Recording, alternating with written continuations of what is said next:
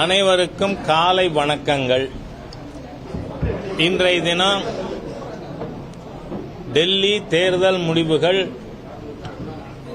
வந்து கொண்டிருக்கிறது. இறுதி கட்டத்தை வாக்கு எண்ணிக்கை எட்டிக் கொண்டிருக்கிறது. 27 ஆண்டுகளுக்கு பிறகு 1998க்கு பிறகு பாரதிய ஜனதா கட்சி தலைநகரிலே மீண்டும் ஆட்சியை கைப்பற்றி இருக்கிறது என்பதை வாங்கம்மா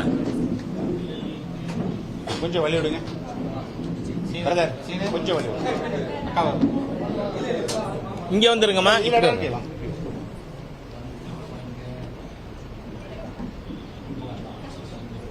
வாங்க. இப்பதான் ஜஸ்ட் முதல் ஆரம்பிச்சு 27 ஆண்டுகள்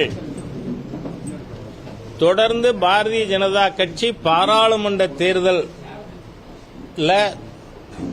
7க்கு 7 வெற்றி பெற்றுக் கொண்டே இருந்தாலும் டெல்லி மாநில சட்டமன்றத்தில் முதல் 15 ஆண்டுகள் திருமதி ஷீலா தீட்சித் அவர்கள் தலைமையிலும் அதற்கு பிறகு ஆம் ஆத்மியின் ஆட்சி டெல்லியில் தொடர்ந்து இருந்து வந்திருக்கிறது.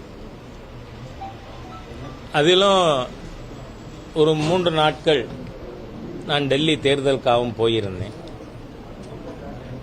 13, 15லையும் போயிருந்தேன்.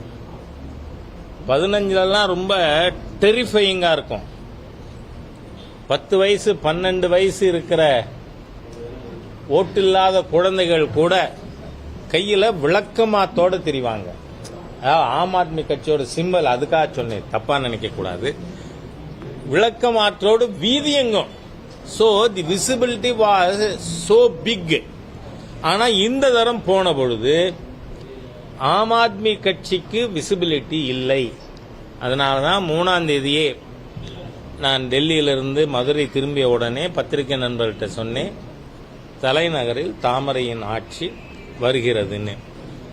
இந்த மாற்றம் ஏனென்றால் பிஜேபியோட பாப்புலர் ஓட்டுலையும் ஏற்கனவே நாம் 993 வெற்றி பெற்ற பொழுது பாரதிய ஜனதா கட்சி பெற்ற வாக்குகள் 43%. ஆனா இன்னைக்கு 48% தொட்டு இருக்கிறது. பாப்புலர் ஓட்டும் பிஜேபிக்கு அதிகம், சீட்டுகளும் அதிகம். என்ன காரணம்? அதுவும் 2015 ஆம் ஆத்மி பார்ட்டி 67 சீட்டு 70க்கு, பிஜேபி 3 சீட்டு தான். இந்த சேஞ்சுக்கு என்ன காரணம்? ஒன்று, மாண்புமிகு பிரதமர் மோடி அவர்களுடைய அரசாங்கத்தின் திட்டங்கள் மக்கள் ஹிருதயத்தை தொட்டு இருக்கிறது. 2வது, ஆம் ஆத்மி கட்சியினுடைய ஊழல். நீங்க பாத்தீங்கன்னா அரவிந்த் கெஜ்ரிவால் ஒரு தக் மாதிரி, இந்த வார்த்தையை நாம் with full responsibility I am telling this, ஒரு லோக்கல் தக் மாதிரியா ஒரு சிஎம் இருந்தவர் பேசுறார். எந்த அளவுக்கு யமுனா நதியில விஷம் கலந்துருச்சு ஹரியானா அரசாங்கம். டெல்லியில் இருக்கிற மக்களை இனப்படுகொலை பண்றதுக்கு ஜினோசைடு இந்த வார்த்தை பயன்படுத்தி இருக்கார். ஆக இத மக்கள் ரசிக்கல. ஏன்னா ஆம் ஆத்மி கட்சினா முதல்ல அவங்க நேரேட்டிவ் எப்படி இருந்தது? கேப்பு, மஃப்ளர், ஹவாய் சப்பல், இதானே கெஜ்ரிவாலுக்கு இமேஜ் கொடுத்தது. அவங்க நேரேட்டிவ் இதுதானே. இன்னைக்கு என்ன? கெஜ்ரிவாலோட பாத்ரூம் டாய்லெட் பேன் தங்க பிளேட். எங்க இருந்து எங்க ஊழல்லையும். அதுவும் நீங்க பாத்தீங்கன்னா ருமேனியாவில் கம்யூனிஸ்ட் ஆட்சி தூக்கி எறியப்பட்டது இந்த மாதிரி சூழ்நிலையில். ஆகவே நீங்க கெஜ்ரிவாலோட வீட்டில் டாய்லெட் 33 லட்சம் ரூபாய்க்கு, அதுல டாய்லெட் பேனோட பிளேட்டு தங்க பிளேட். அந்த அளவுக்கு ஊழல். அதே மாதிரியா சாராய எக்ஸைஸ் டியூட்டி ஸ்கேம் நிரூபிக்கப்பட்டது. அதுல கூட இப்ப ஆரம்பிச்சிருவாங்க. எலக்ட்ரானிக் ஓட்டிங் மிஷின்ல கோளாறு, சிபிஐ எங்க டோர் ஸ்டெப்ல நின்னுது, என்ஃபோர்ஸ்மெண்ட் டைரக்டரேட் நின்னுது, கெஜ்ரிவால் ஜெயில வச்சுட்டாங்க. இந்த சாராய ஊழல் பற்றி கம்ப்ளைண்ட் கொடுத்ததே காங்கிரஸ் கட்சி. அந்த காங்கிரஸ் கட்சியினுடைய கம்ப்ளைண்டின் மீது அந்தந்த டிபார்ட்மெண்ட், இடி டிபார்ட்மெண்ட் போன்றது அவர்கள் எடுத்த நடவடிக்கை. இதுக்கும் பாரதிய ஜனதா கட்சி அரசுக்கும் மத்திய அரசாங்கத்திற்கும் எந்த தொடர்பும் இல்லை. ஆனால் நான் இது பற்றியெல்லாம் பேசிகிட்டே இருக்கிறத குறிப்பாக ஒருத்தருக்கு வாழ்த்து சொல்ல மறந்துடக்கூடாதுங்கிறதுனால அதை சொல்கிறேன். 0 MLAல ஹேட்ரிக் வாங்கின ராகுல் காந்திக்கும் காங்கிரஸுக்கும் என்னோட மனமார்ந்த வாழ்த்துக்கள். 0 MLAல ஹேட்ரிக். ஆகவே அந்த அளவுக்கு Congress is totally wiped out in Delhi. ஏன்னா பார்லிமெண்ட்ல பேசுறாரு, நான் பிஜேபி RSS மட்டும் எதுக்கல, I fight the Indian state. அவர் இந்தியன் கவர்மெண்ட் சொல்லி இருந்தா I can understand. You have got every right ஒரு அரசாங்கத்தை எதுக்கிறதுக்கு. ஆனா இந்த தேசத்தை எதுப்பாரா? I want to fight the Indian state. ஆகவே அந்த அளவுக்கு தேச துரோகியாக முழுமையாக மாறிப்போன ஒரு காங்கிரஸ் கட்சி இன்னைக்கு டெல்லியில துடைத்தெறியப்பட்டிருக்கிறது. 3வது முறையா 0 MLAல ஹேட்ரிக் வாங்கியிருக்கிற தலைவர் தான் ராகுல், பிரியங்கா வாட்ரா அண்ட் கம்பெனி அப்படிங்கிறது நமக்கு தெரிஞ்சிருக்கு. ஆகவே இன்னைக்கு டெல்லியில ஏற்பட்டு இருக்கின்ற ஒரு கன்சாலிடேஷன், ஏன்னா ஒரு முழுக்க பொறுப்பற்ற மிக மோசமான ஒரு மனிதர், ஒரு அரசியல் தலைவர் இப்படி இருக்கக்கூடாதுங்கிறதுக்கு யாராவது முதல் உதாரணம் சொல்லணும்னா நிறைய பேர் இருக்காங்க. அதுவும் நாம தமிழ்நாட்டில் இருக்கோம், திராவிடியன் ஸ்டாக் நிறைய இருக்கு. ஆனா இருந்தாலும் நேஷனல் லெவல்ல இப்படி ஒருவர் அரசியல் தலைவராக இருக்கக்கூடாதுங்கிறதுக்கு உதாரணமா இருந்திருக்கிற ஒரு சீஃப் மினிஸ்டரா இருந்தவர் கெஜ்ரிவால். விஷங்கலந்துருச்சுன்னு சொல்லலாமா பக்கத்து மாநிலத்தை நதியில. ஊழல் இவ்வளவு செஞ்சுட்டு அதுலயும் இந்த ஊழல் பணத்துல எக்ஸைஸ் டியூட்டி ஸ்கேண்டல்ல வந்த 100 கோடி கோவால கட்சி செலவு செஞ்சிருக்கு. ஆகவே இதெல்லாம் ஓப்பனா தெரிஞ்ச பிறகு டெல்லி மக்கள் ஒரு திருடமான முடிவு, உறுதியான முடிவு எடுத்திருக்கிறார்கள். அதனால பத்திரிகை நண்பர்கள் மூலமாக டெல்லி வாக்காளர் பெருமக்களுக்கும் இந்த தேர்தலில் நான் போய் பார்த்தேன். அதோடு இல்லை, நம்ம தமிழக ஊடகத்தை சேர்ந்தவங்க நீங்க அப்படிங்கிறதுனால உங்களோட அந்த மகிழ்ச்சியான விஷயத்தை பகிர்ந்து கொள்ளவும் நான் விரும்புகிறேன். தமிழர் என்க்ளேவ்னே ஒரு இடம் இருக்கு பாலம் தொகுதியில். அந்த ஏரியாவுக்கு பேரு தமிழர் என்க்ளேவ்.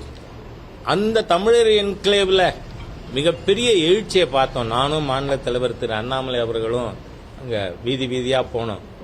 எல்லாம் அங்க வீதி வீதியாக தமிழ் மக்கள் நாங்க தாமரைக்கு தான் ஓட்டு அப்படிங்கிற அளவுக்கு நம்ம தமிழ் மக்கள் இருக்கின்ற பகுதியெல்லாம் கூட பாரதிய ஜனதா கட்சிக்கு ஆட்சி மாற்றத்திற்காக வாக்களிச்சிருக்காங்க.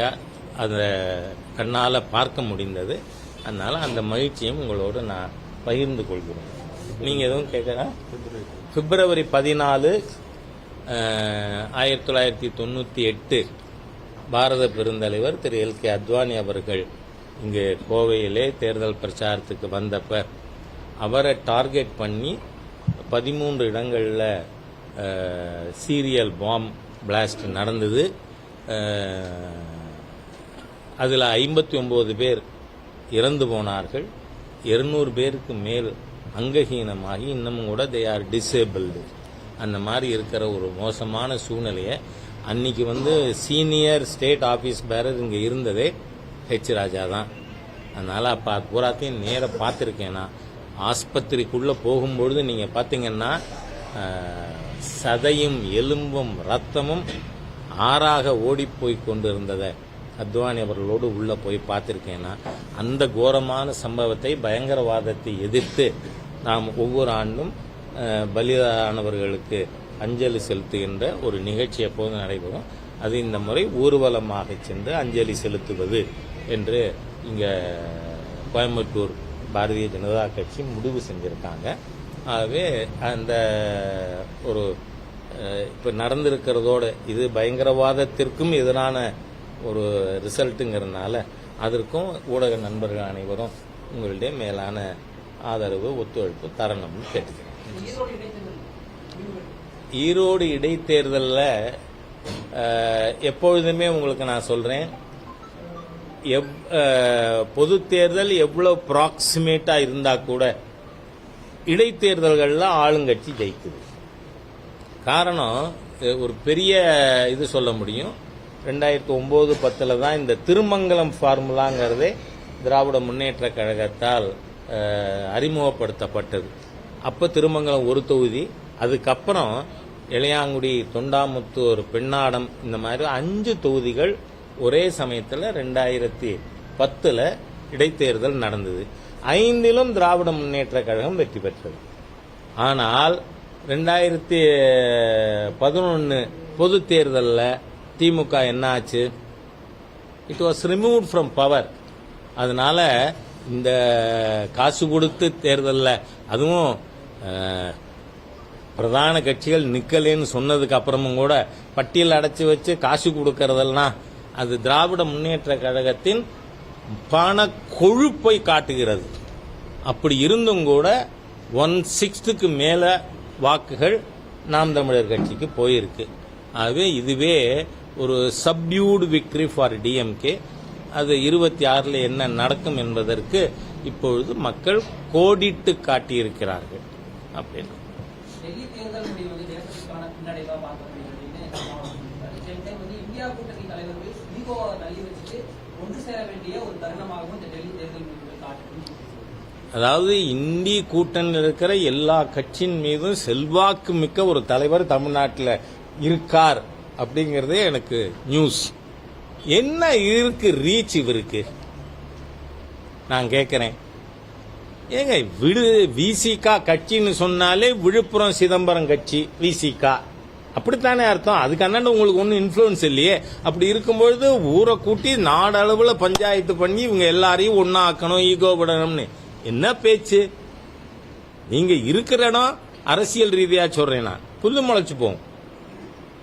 டிஎம்கே கூட்டணி அப்படித்தான் ஆகும்.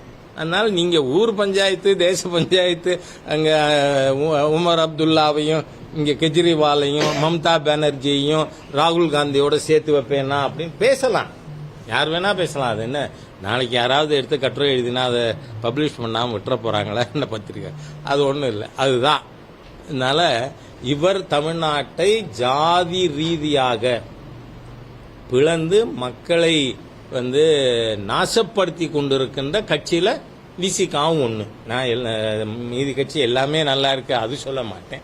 அதனால விசிகாவும் ஒண்ணு. அப்படி இருக்கிறத ரொம்ப பேச வேண்டாம்.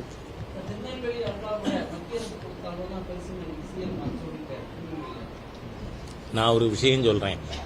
நான் மறுநாளே என்னோட சோசியல் மீடியாவில் 6680 கோடி ரயில்வேக்கு, பல்வேறு திட்டங்களுக்கு 400 கோடி 500 கோடி என்று பல்வேறு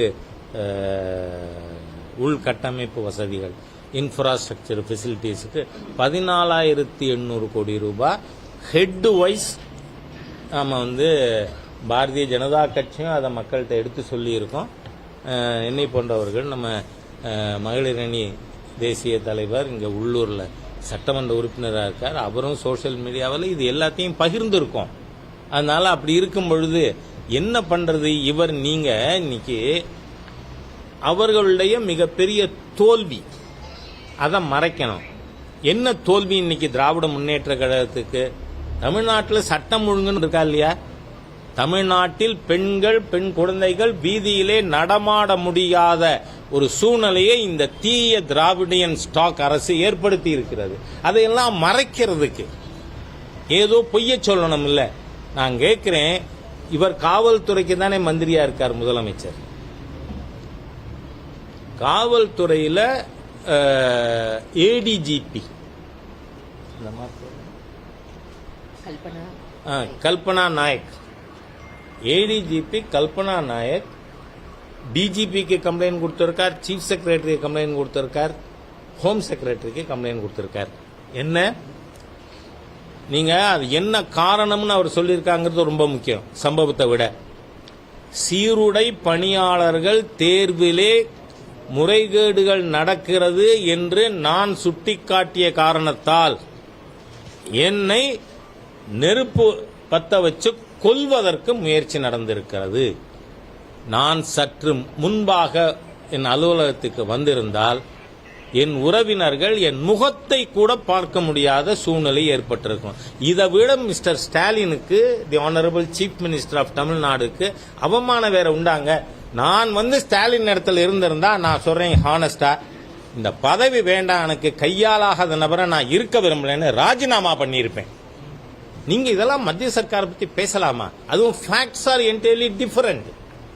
ஒரு துறைக்கு மாத்திரம் ரயில்வேக்கு 6680 கோடி இந்த ஆண்டு 25-26க்கு ஒதுக்கப்பட்டிருக்கு. அதனால டோன்ட் லை. 2026 தேசிய ஜனநாயக கூட்டணியின் தலைமையில் ஆட்சி அமையும்.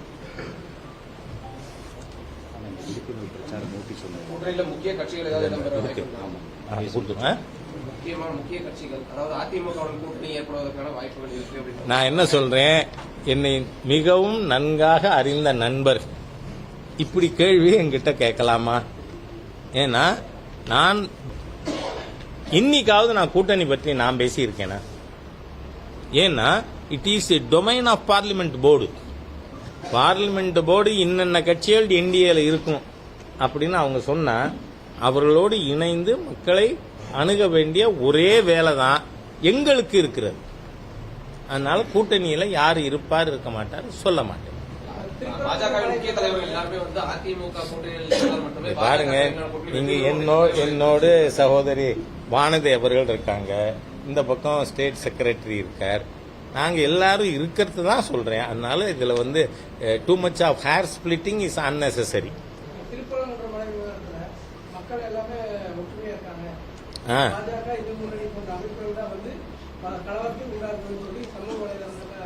சமூக வலைதளத்தை யார் பேசினார்னு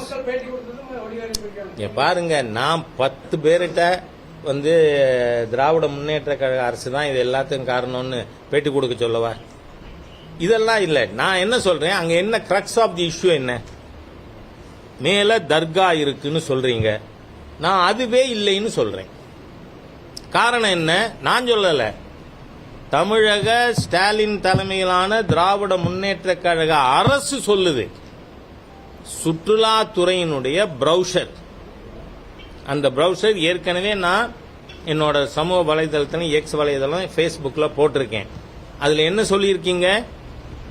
சிக்கந்தர் பாதுஷாவினுடைய கல்லறை கோரிப்பாளையத்தில் இருக்கின்ற மசூதிக்குள் இருக்கிறது அப்படின்னு நீங்க கொடுத்திருக்கீங்க. கவர்மெண்ட் கொடுத்திருக்கிற இன்ஃபர்மேஷன். அப்போ அங்க திருப்பரங்குன்றத்துல மலை மீது தர்கா இருக்க வாய்ப்பு இருக்கா? இல்ல. ஒன்னு. ரெண்டாவது, சிக்கந்தர் எப்படி கொல்லப்பட்டார்? குமார கம்பண்ணன்கிற விஜயநகர பேரரசு மன்னர் படையெடுத்து 24 மணி நேரத்தில் இஸ்லாமிய ஆட்சியை அடித்தார். அப்போ உயிருக்கு பயந்து மலை மீது ஏறிய சிக்கந்தரை மேலே ஏறி சென்று குமார கம்பண்ணன் வதம் செய்தார். இது ஹெச் ராஜா சொல்ல வேண்டாம், அது என்ன கள்ளக்கோட்டமா காவல் கோட்டம்.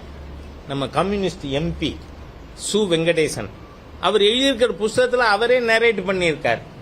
சரி, நாயக்க மன்னர்கள் கிட்டத்தட்ட இந்த சிக்கந்தர் பாதுஷாவுக்கு பிறகு 300-400 வருஷம் அவர்கள் தான் ஆட்சியில் இருந்திருக்காங்க. அவர்கள் ஆட்சியில் இருந்தப்ப இவங்க கந்தர் மலையில ஏறி இது கட்டியிருக்க முடியுமா? இல்லை. ரெண்டாவது, ஒன்று கவர்மெண்டே சொல்லிடுச்சு. என்ன சொல்றாங்க? ஏற்கனவே இருந்த ஒரு கட்டிடம், அது வசந்த மண்டபமா என்ன தெரியாது, அதைத்தான் பிற்காலத்திலே இவர்கள் தர்கா என்று சொன்னார்கள் அப்படின்னு. இதெல்லாம் ஏற்கனவே இருக்கிற லிட்ரேச்சர். கிரக்ஸ் ஆஃப் தி இஷ்யூவுக்கு வருவோம்.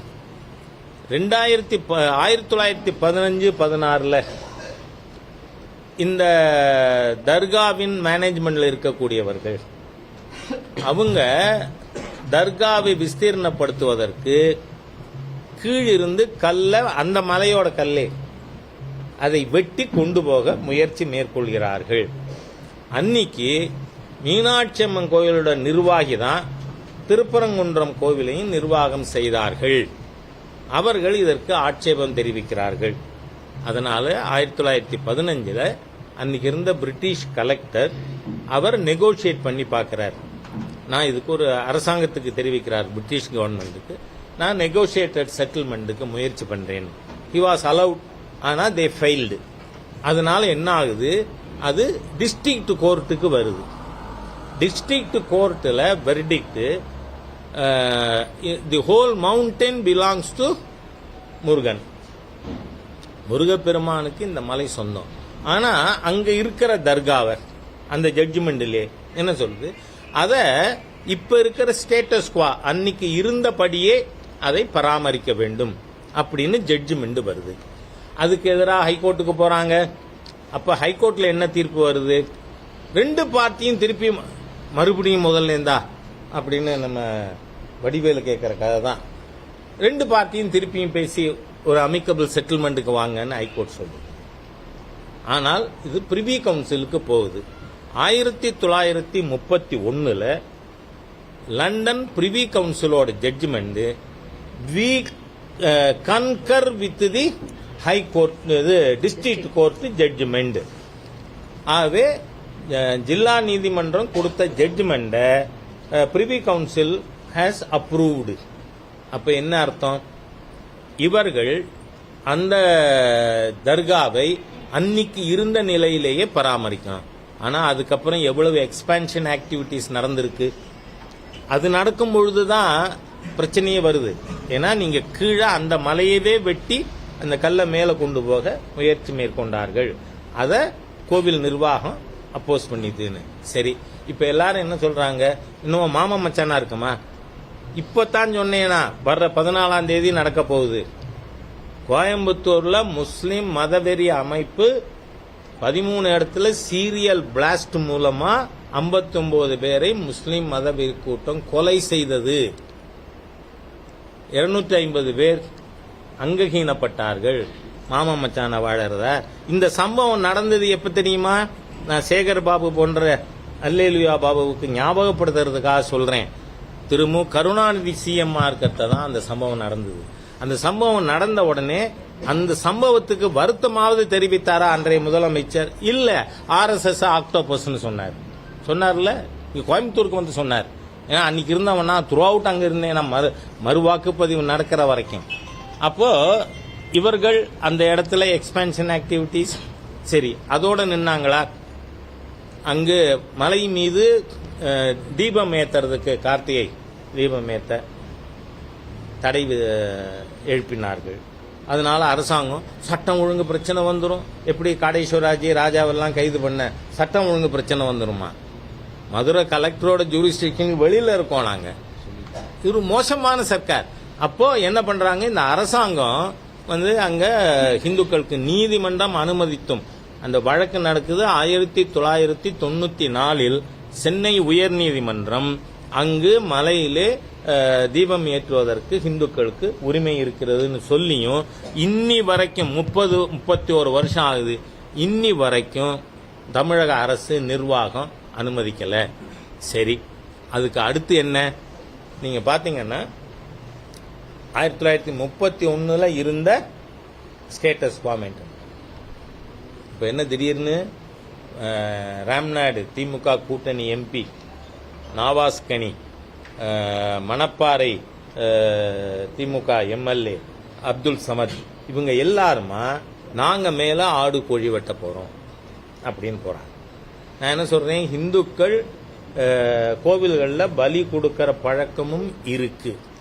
ஆனா முருகன் கோவில்ல சிவன் கோவில்ல அந்த பழக்கம் உண்டா? அங்க இருக்கிறது கீழே முருகன் கோவில், மேல மலை உச்சியில காசி விஸ்வநாதர். அங்க நீங்க கொடுப்பேங்கிறீங்க. நீங்க சொன்ன சோசியல் மீடியாவிலேயே எல்லாரும் கருத்து சொல்லியிருக்காங்க.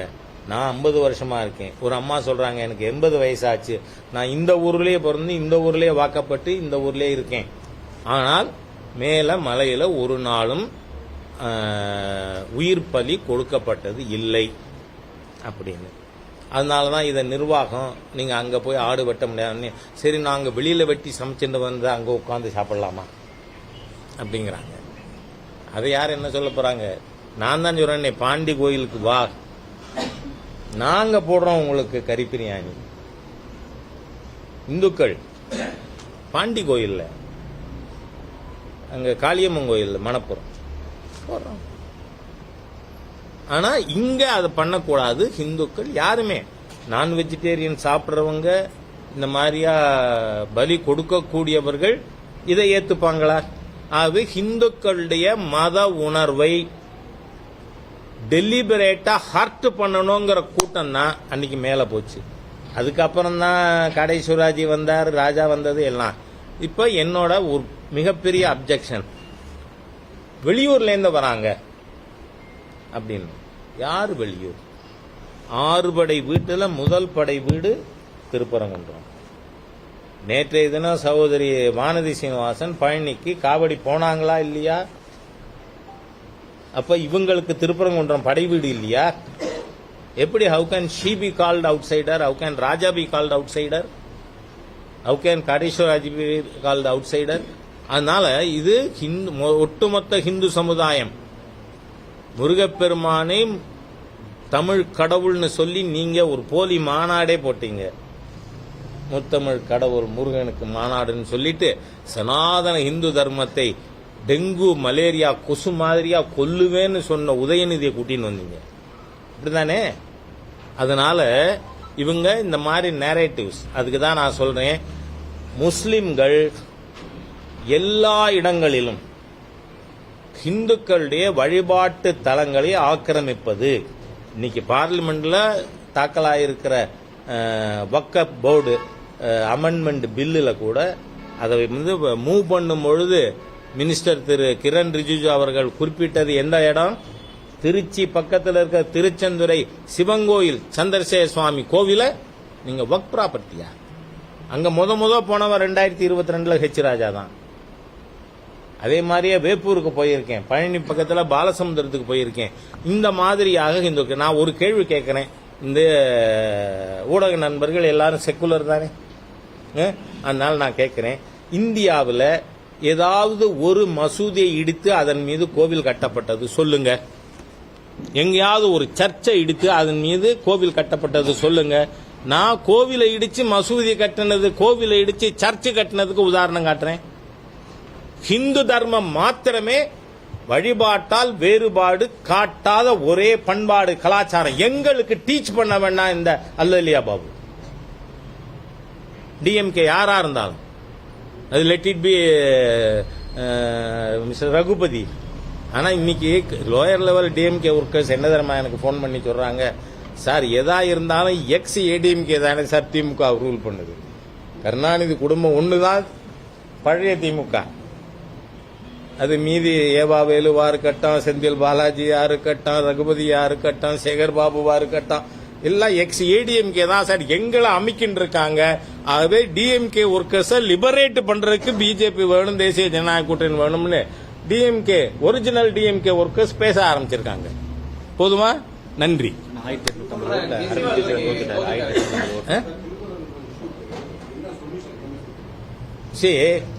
1931 அந்த பிரிவி கவுன்சில் ஜட்ஜ்மெண்ட்டுக்கு பிறகு ஏற்படுத்தப்பட்ட மேம்பாட்டு பணிகள் நீக்கப்பட வேண்டும். சரியா?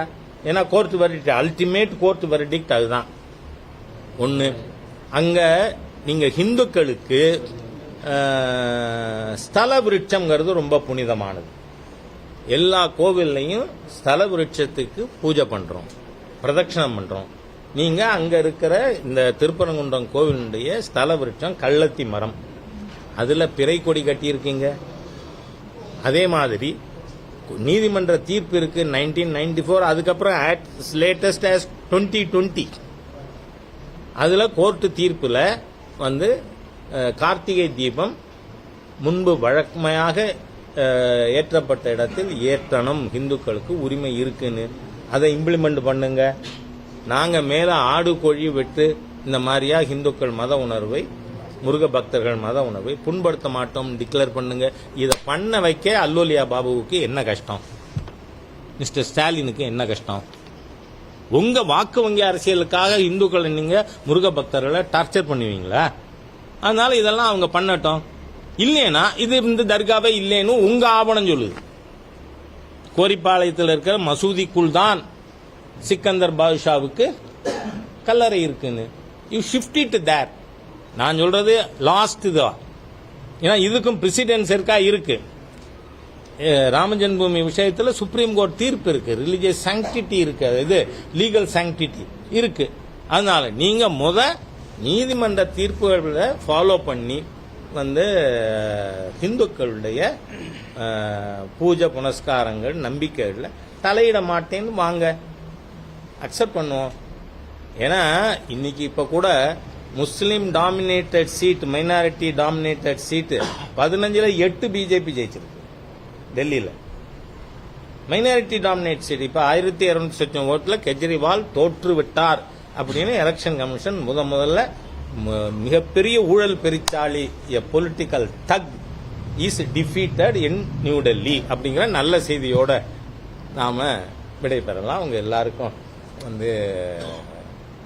என்னுடைய வாழ்த்துக்கள், இனிய செய்தியோடு அனைத்தையும் உரித்தாக்கி ஆசியாவிலேயே மிகப்பெரிய முருகர் சிலை மருதமலையில் அமைக்கப்படும் தேவை வரவேற்கிறோம். அந்த முருகப்பெருமானை தரிசிக்கிறதுக்கு ராஜாவுக்கு முருகன் ஒரு அருள் புரியட்டும். ஏன்னா அன்னைக்கு எல்லாரும் என்கிட்ட கேட்டாங்க, இப்பதான் உங்களுக்கு பைபாஸ் சர்ஜரி ஆயிருக்கு. போலீஸ் ஆபீசர்ஸ் ரொம்ப என் மீது அக்கறை இருக்கிறவங்க, நீங்க மேலே ஏறி போகணுமா? நீங்க என்னுடைய நண்பர் தமிழ் மாநில காங்கிரஸ் தலைவர் திரு ஜி.கே. வாசன் அவர்கள் உரிமையோடு கண்டித்து கொண்டார். ரொம்ப தப்பு நீங்க போனது அப்படின்னு. ஏன்னு கேட்டேன். என்னங்க இப்பதான் உங்களுக்கு 1 இயர் ஆறுது பைபாஸ் சர்ஜரி ஆகி 560 படி ஏறலாமான்னு. அந்த முருகப்பெருமான் என்னை ஏற்றி அவனே கீழே இறக்கி விட்டான் அப்படின்னு. அதனால இங்க அமையும் பொழுதும் நிச்சயமா முருகனை தரிசிக்க எனக்கு ஒரு நல்ல வாய்ப்பு ஆண்டவன் ஆசீர்வாதம் பண்ணுவாங்க. பத்திரிகையாளருக்கு வேறொரு தகவல். 1980 முதல் இன்று வரை கோவையில் நடந்த பல்வேறு தாக்குதல்கள், பயங்கர படுகொலைகள் சம்பந்தமா ஒரு துண்டு பிரசுரமானது பாரதிய ஜனதா கட்சி சார்பில் நம்ம நாளையில அனைத்து பொதுமக்களுக்கும் வீடு வீடு கொண்டு போய் சேர்த்த போறோம். அது இன்றைய தினம் உங்களுடைய முன்னிலையில இவங்க வெளியிடுறாங்க.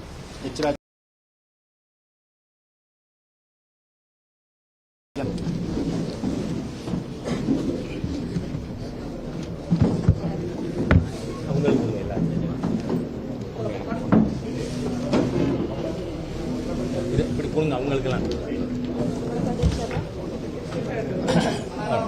நோட்டீஸ் கொடுத்து